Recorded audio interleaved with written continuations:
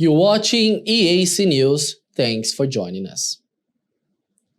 Australian Prime Minister Scott Morrison has made a speech on Thursday morning saying Novak Djokovic failed to provide sufficient proof to receive a medical exemption to enter Australia.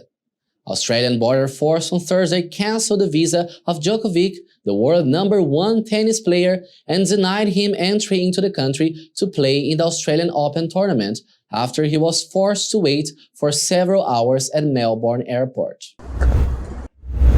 In a dramatic series of events through the Melbourne night, Djokovic touched down at Tullamarine airport Wednesday about 11:30 p.m. local time after a 14-hour flight from Dubai, but was ushered into an isolation room under police guard when Australian officials said his visa did not allow for medical exemptions. Rules are rules, and there are no special cases.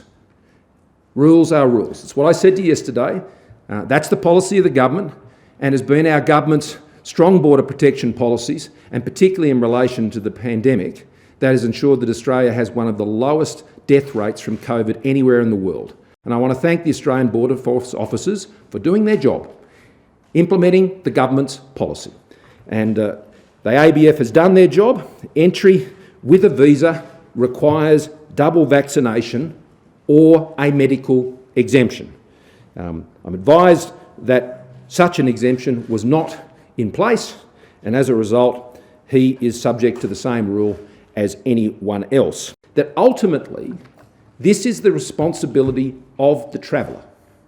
It is for the traveller to be able to assert and back up their ability to come into the country consistent with our laws. So they'll take advice from many places. No advice was provided by the Commonwealth Government, I underscore, but they will take advice, but it's up to them at the end of the day. And if they don't comply with the rules, then the Australian Border Force will do their job, and they have done their job. This is nothing about any one individual. It is simply a matter of following the rules.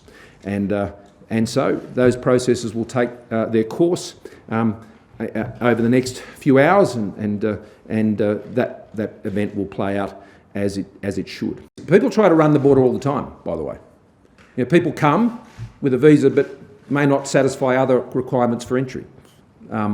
And people are put on planes and turned back all the time. Anybody who's watched the Border Patrol shows will understand that. This is not an irregular thing to happen if someone is put on a plane and told to return to their country, even if they may have come with a valid visa.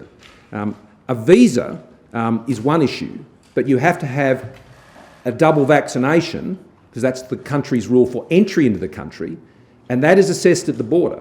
And we don't have Border Force officers in every airport around the country. And he provided information to the airline to allow his entry onto the plane. But people get on that plane. That is not an assurance that they'll be able to come through Australia's border at the other side. It wasn't a problem necessarily with the visa. There are many visas granted. And if you have a visa and you're double vaccinated, well, you're very, very welcome to come. And I think what this says to everybody in Australia, people are welcome in Australia. But if you're not double vaccinated and you're not an Australian resident or citizen, well, you can't come. And many countries have those rules around the world, and we have them, and they've been very important for securing Australia during the course of this pandemic. And so it is on them to have the proof to show why they wouldn't have to be vaccinated. Now, he was unable to furnish that proof to the Border Force officers at the airport last night, and they're the rules, and it happens on many occasions, and that's what's now happened. So there is no suggestion of any particular position in relation to Serbia. In fact, Serbia has been a very good friend of Australia and provided very strong support, particularly on security issues globally, and we greatly appreciate that.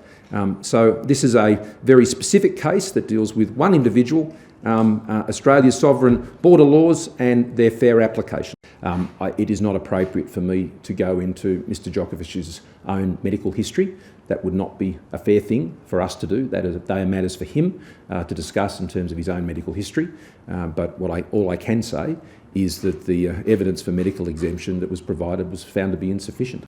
Serbian President Aleksandar Vučić said the country has offered its support to tennis world number 1 Novak Djokovic. In his Twitter account, the Serbian president declared, "I told our Novak that the whole of Serbia is with him and that our bodies are doing everything to see that the harassment of the world's best tennis player is brought to an end immediately."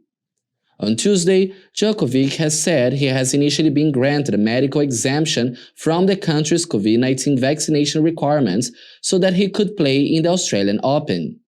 Arriving in Australia, however, things turn out differently.